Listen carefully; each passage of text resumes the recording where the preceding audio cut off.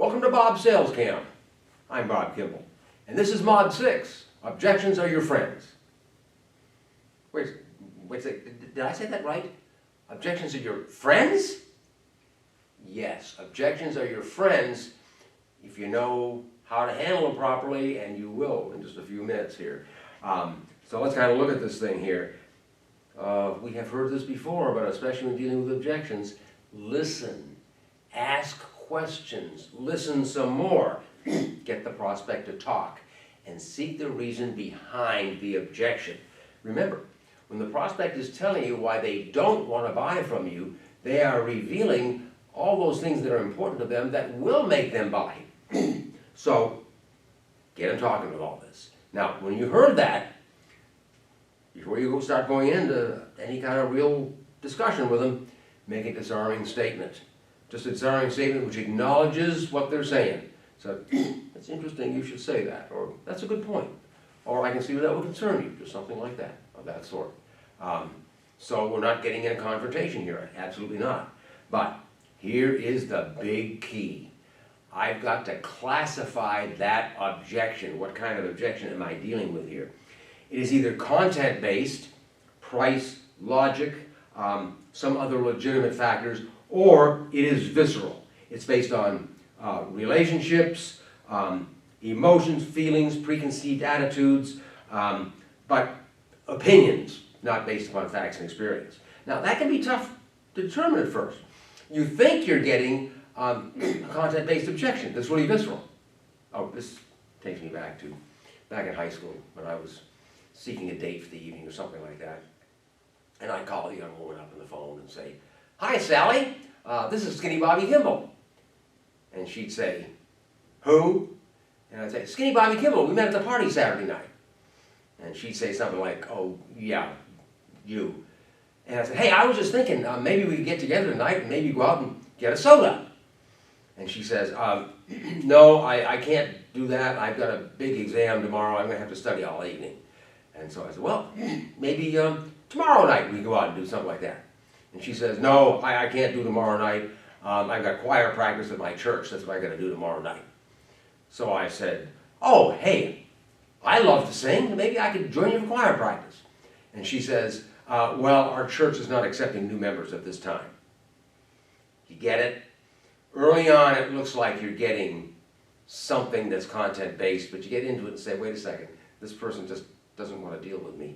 This is a different thing," so it's visceral. So you got to figure it out. It may not be obvious that soon on the thing here. And so let's kind of take a look at some of these things here and consider how we're going to go about this thing. Number one most important thing here. First thing I'm going to do is deal with those visceral objections before I get to content.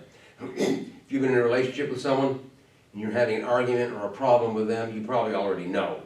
There's no point to trying to get down to content, making plans for the evening or something like that, until you get those negative emotional feelings out of the way. Same thing with objections. If there are visceral objections, I've got to handle them, get them out of the way before I try to go deal with content. Now another thing here too, consider what the prospect says versus what the prospect means. The prospect says to you, "I have not got time to meet with you this week." Maybe what they're really saying is, "You better show me some reason why I should take time to meet with you." And by the way, here's another interesting thing in objections. Close on the objection itself. So they say, "I haven't got time to meet with you this week." Your response, "That's exactly why you need to meet with me this week, because I'm not going to waste your time. And in fact, if we invest 20 minutes with each other, it's probably going to save you at least a couple hours in the next couple of days." Close on that objection overall. Now another thing too, if I'm dealing with the visceral objections here, let me identify established relationships, friendships, especially with the competition. See what their involvement over there. I need to also bring to the surface the inevitable reluctance to change. They just don't feel like doing anything. And when I've sort of figured this out, I'll employ the feel, felt, found technique to shift to content. Now, you are not going to use the words feel, felt, found. That makes you look like an idiot. "Oh, I know how you feel. So-and-so felt the same way. But they found that..." No. The feel statement is a disarming statement.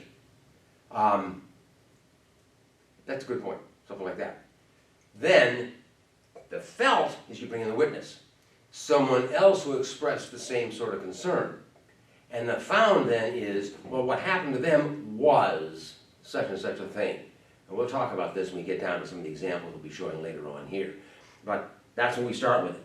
Now here's the other thing that makes this intriguingly interesting here too, is we're going to close on every content-based objection. That's why they're your friends. You can close on every one of them. I'm going to start off by preempting the inevitable price objection. There's always going to be a price objection. Start right off. Get the prospect talking about their business. Why do people like doing business with them? And then invariably, it happens almost every single time, you can go to them and say, it's interesting, you should be noting some of these things. One thing I haven't heard you tell me is that you're the lowest price. Are you the lowest price? Invariably, the prospect's going to say, no, we're not the lowest price, but we're the best. And we're worth the extra price we get. To which you have the interesting response. That's very intriguing you should say that, because just like you, we may not be the lowest price when we're the best value, and that's why people keep dealing with us. So meanwhile, I've got that inevitable price objection right off the table. Now, the first thing I'd like to do would be refute the objection by bringing in new facts or putting the facts in a different light. If I can refute them, great. They may not have the correct numbers or something like that. So I can refute it, good, I get that done. Or putting them in a different light. Like for instance, you may look at a Mercedes. You're thinking about buying a Mercedes and think, son of a gun, that's an awful lot of money to spend on a car. But if the sales rep then understands objections, instead of talking about the initial purchase price, let's talk about what this car will cost you over 5, 6, 7 years of time. When you look at the fact that vehicle will maintain its value very well, you're probably going to come down and say it's not going to be that much difference in price compared to just a very cheaper car, will it be? Close to home on this one. A few years back, I was putting in a new heat pump at the house, and I was talking with the technician on that one there.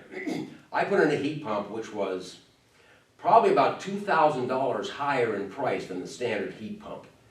But you know what? That son of a gun is so efficient. It saves me so much money on electricity. Within 3 years, it had paid off the differential in price that I had to pay for that heat pump. And in fact, in about 6 years, it's paid for itself in totality. So, in putting the facts in a different light, don't look at the initial investment, look at the price over time like this. If I can't refute it, do the Ben Franklin balance sheet. Now, here again, please do not mention Ben Franklin by name. The technical spell, oh, Ben Franklin would put the yeses on one side and the no's on the other, and gee, the yeses outweigh the no's. No, you don't do it that way. You don't mention Ben by name. The no is probably the extra price. The yeses, then, are the reasons why they would be justified in making that extra investment in something like that thing there. And then, of course, no matter how you, whether refute or yield, summary and tie down. So, again, if I'm looking at the heat pump, so actually, over about a 6-year period, this son of a gun is going to pay for itself, won't it? Notice the won't it, or the or something like that, turn it into a question. Or on the Ben Franklin balance sheet, you can just come back and say, that's a pretty good return on investment, wouldn't you say? Or something like that on the thing here. So, what we're going to do with this thing here is look at some examples that we've got here of potential objections and see where we go with them. So let's just start with the first one here. I've got a manager of a retail store that you're talking about putting a product in their store, and they're saying there is no market for a product like that here. I don't know any managers of a store like this that have ever sold one. I don't know any customer who's ever asked for one way or another. So think about this, content-based or visceral.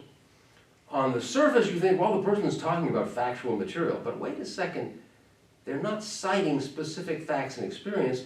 This is their preconceived opinion. They don't think there's a market there. Now, if they said something else, if they said, I don't think there's a market for a product like that in the store. I know a manager of a store, very similar to this one, who tried carrying a product like that and they sold one in 60 days. Okay, now I've got content-based, and I'll have to handle that as a content-based objection. But right now, I'm not hearing facts like that at this point here. So I'm going to go through with my field file found technique. I appreciate that that would concern you. Interesting. Don Wilson had talked to me a couple months ago and raised that exact same point that he felt about it, and son of a gun, in the last 60 days he has sold 45 of them, and I would think that something like that would make a nice little uptick to your business. Notice how I turn that into a question with a or something like that. That's my status of turning it into a question to tie down over there. Okay, let's look at another one here. I got prospects talking about two different products they're looking here. But to buy from the competitor, they got to drive 2 miles to their store and they got to pay cash. And you got free delivery. You bill them once a month. But the prospect says to you something like, hey, we use a lot of those supplies, but I got to get the best price. And competitors got you beat by 5 to 10% on everything. So on this one, this is costs and expenses. That's by almost definition. That's content based. Now, your first choice, of course, there is refuted if I can. So let's consider that, well, you're paying a little bit more, but think about the salary you're having to pay your people for making that trip to and from there, something like that. The transportation costs of going back and forth. Like refuted first. But the prospect then comes back and says, no, hey, we got to pay him anyhow. 4 miles a week, that's no big deal one way or another. Okay, so I can yield. That's my second choice. Yield with Ben Franklin balance sheet. So, raising points like that. Well, hey, but when they're running errands for you, they're not available to do those things you're paying for them to do, are they? And also, you wouldn't have to do all that extra paperwork and summarize the expenses and reimburse them, will you? And they're kind of pretty much going to agree with that. So then you come right back there and sounds like a pretty good return on your investment, eh? Something like that. All right, so let's consider another one. And in number 6 that I use when I'm doing my live programs, I have a prospect say something like, oh, there's not much point in talking to us. We've had the same supplier for 5 years. We are completely satisfied. Okay, basically I got a reluctance to change. They're completely satisfied. Visceral, almost by definition. So what I got to do is get them talking about the details about why they're completely satisfied. Son of a gun, you know what? We got a way of doing that. Go back to the 10 steps of the sales presentation and ask them the questions. Kind of follow that down the line here. And find out what are the things they like, try to come up with some unmet need or dissatisfaction, because maybe they haven't thought about it. That's the whole point about this. They've been working with them for 5 years, they haven't even thought about it. But maybe they're being taken for granted. I don't know about that one way or another. Hey, this is very much parallel to a dating situation. Whether you're dealing with prospecting in business or in dating, you can just take all those prospects out there that are not being serviced by anybody at this time, or you can decide, son of a gun, there's a prospect that I would really like to get, and the key point, I absolutely believe that I can help satisfy their needs better than the person they're working with right now. Business, social situation, it's all the same thing. If there's a prospect, business or social, and you would like to get yourself involved in a relationship with that prospect, go for it. You are a Kimball trained sales predator. You'll find some unmet need or dissatisfaction. I guarantee you, when you talk to someone that's been with the same supplier or dating the same person for 5 years and hasn't thought about it, they think they're completely satisfied, and you got them talking about it, they may discover all of a sudden that maybe they're being taken for granted and it isn't all that good. Think about the last time you broke up with someone. When you broke up with someone, didn't you look back upon the thing and say, this thing was dead 6 months ago, but you just never thought about it at the time? This is what we're doing in a business or a social situation, is get them to think about it one way or another. And you may well find, especially if you truly believe that you can satisfy their needs better than the other party, yeah, go for it, one or another. Let's look at the last one. You're the manager of a outlet that sells #1 fast food hamburgers in the nation. But recently, several people have gotten sick from eating food at a competitive chain. But your food is always top quality. You've had no product problems whatsoever. So we have some housewife, mom, who says to you, hey, I never take my kids to your chain. I heard people got sick after eating your food. Well, what do you think, content-based or visceral? Well, she feels strongly about this, but she believes it's based upon certain facts. The facts are wrong, but she believes she's acting on facts, and that means it's content-based. Since the facts are wrong, clearly, we're going to refute it. Disarming statement to start off with, for sure. Oh, absolutely. There's nothing more important than the health and safety of your kids, is there? Bring in the facts. I was just reading about people becoming ill after eating fast food, but that was at the XYZ chain. Our food's always top quality, and we've had no product problem. So then you do summary China. So you can feel confident about enjoying a meal well, can't you? You get the idea? So basically, objections really are your friends. And that's Mod 6. And this is Bob's Sales Camp.